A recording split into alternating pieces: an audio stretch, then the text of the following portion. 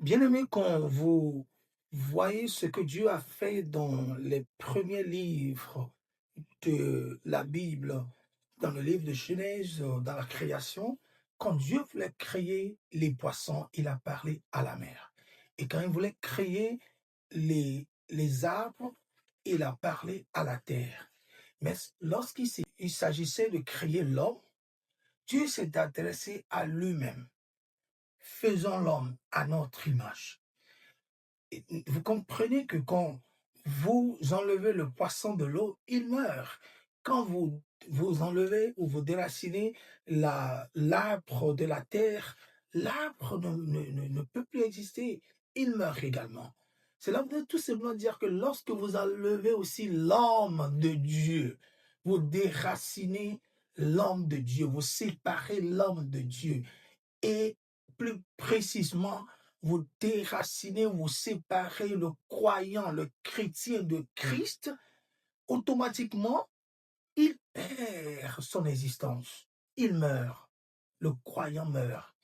C'est l'une des raisons pour lesquelles nous devons tout le temps comprendre nos origines, notre identité en Christ avant toute autre chose. Nous continuons la série, le thème, le croyant en Christ, et aujourd'hui nous sommes dans Romains le chapitre 8, le verset 1. Il n'y a donc maintenant aucune condamnation pour ceux qui sont en Jésus-Christ. Ce passage nous fait comprendre que celui qui est en Jésus-Christ, il y a une affirmation qui le suit. Cette personne-là est sans condamnation. Cette personne est sans jugement. Vous devez comprendre que quand vous analysez la vie du croyant, les origines de la vie du croyant définissent ce croyant. Et tout est lié à ce que Christ a fait à la croix et à sa résurrection. Ce scénario-là d'actes éternels, de portée éternelle posée par Jésus à la croix et à sa résurrection, c'est en fait ces actes-là qui définissent le croyant. Et c'est à partir de cette mort et de cette résurrection que nous trouvons notre place en lui. Et on nous fait comprendre qu'en lui, ici, en Jésus-Christ, nous sommes sans condamnation. D'abord, je t'explique ce que cela ne représente pas. Cela ne veut pas dire que, parce qu'il est dit de moi que je suis sans condamnation, je mène une vie qui est condamnable et pourtant j'affirme que je suis sans condamnation. Non, je mène une vie qui ne reflète pas Christ et je dis que je suis sans condamnation. Non, on veut là me faire comprendre que spirituellement, mon état spirituel, parce que l'homme est d'abord esprit. Dieu a dit que lui-même, Dieu, il est esprit et que ceux qui voudront l'adorer doivent l'adorer en esprit, en vérité. Donc, ces affirmations ont une portée spirituelle. Vous voulez comprendre ce passage, vous retournez dans le jardin d'Éden avant le péché de l'homme, avant que l'homme ne désobéisse à Dieu, il était sans condamnation. Il n'y avait aucun dossier qui était retenu contre lui. Donc, c'est quelque chose de ce genre qui arrive dans la vie du chrétien lorsqu'il reçoit le Seigneur. Tel qu'il est en Christ, tout dossier, que ce soit parental, que ce soit familial, que ce soit lié à lui-même, lié à son passé avant qu'il ne reçoive le Seigneur, et de toute sa vie, et pendant toute sa vie, sur le plan spirituel, il est sans condamnation. Il n'y a aucun dossier qui permet à l'ennemi de l'accuser en temps normal. C'est-à-dire son identité, sur le plan spirituel, il est acquitté de toute faute, il est innocenté, il est justifié. Ouais, et ça fait suite à ce que nous avons vu la fois dernière par rapport à la justice de Dieu que nous sommes. C'est parce que nous sommes justifiés, nous sommes justice de Dieu, que nous sommes sans condamnation. Rappelez-vous, Ésaïe 53, je crois le verset 5, où on nous dit que le châtiment qui nous donne la paix, le châtiment qui nous donne à nous la paix, la condamnation qui nous donne la paix est tombée sur lui. Ouais, est tombée sur Christ à la croix. pour que nous soyons sans châtiment, nous soyons sans condamnation. Qu'il n'y a aucune sentence contre nous. Et ça, c'est ce qui accompagne le croyant en Christ. C'est pour cela que nulle part dans les Écritures, il est recommandé, lorsque par exemple vous recevez le Seigneur Jésus et que vous apprenez que dans le passé, vos parents ou votre famille a eu à promettre quelque chose à une divinité quelconque, et vous êtes tenu de vous retourner à cette divinité-là pour aller payer, pour ne plus avoir quoi que ce soit à faire. Non, non, non, non. Dès que vous atterrissez en Christ, vous devenez sans condamnation. Vous n'êtes redevable à quelque divinité que ce soit. Que vos parents aient promis quoi que ce soit à une déesse, à une divinité quelque part, à une idole, vous n'avez rien à foutre là-dedans. Vous avez à vous concentrer sur ce que vous êtes devenu en Christ Jésus. Retourner payer cette dette-là à une divinité, c'est aller se mettre davantage sous un joug. Hein. Donc, en Christ Jésus, je comprends que je suis sans condamnation. Je suis sans sentence. Aucun démon, aucun esprit n'a le droit de réclamer ma personne, réclamer mes enfants, réclamer mon destin sur la base du fait que quelque part quelqu'un a eu à tisser une alliance avec eux. Ils n'ont aucun droit de ce genre sur ma vie. Pourquoi? Parce que dès que je rentre en Christ, ces liens et ces alliances n'ont pas droit de citer, n'ont plus droit de citer dans ma vie. Je suis la justice de Dieu en Christ Jésus. Je suis sans condamnation. C'est ça, c'est ça qui devient ma nouvelle identité. C'est à cela que je dois m'accrocher.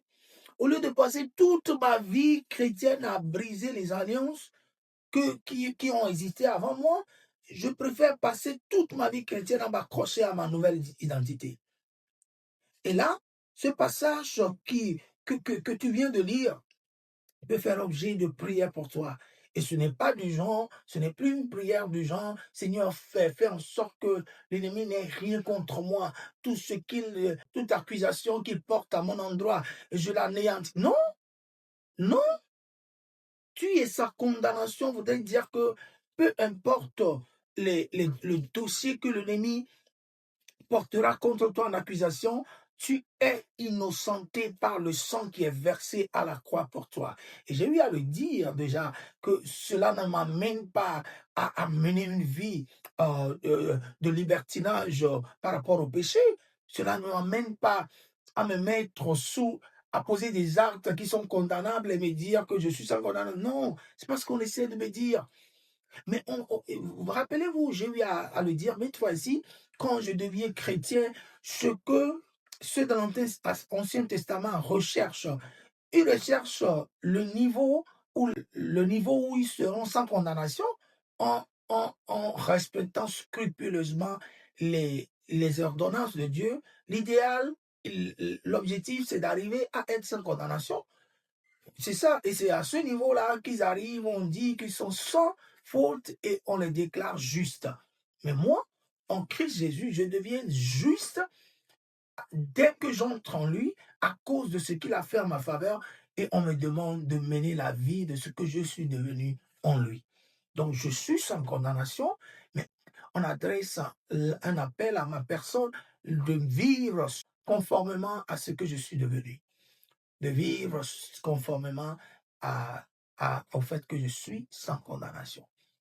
Mais en attendant que j'atteigne cet objectif dans ma vie, parce que c'est en croissant qu'on arrive à atteindre ce niveau, en attendant que j'arrive là, je suis d'abord sans condamnation. C'est ce que les Écritures disent de moi.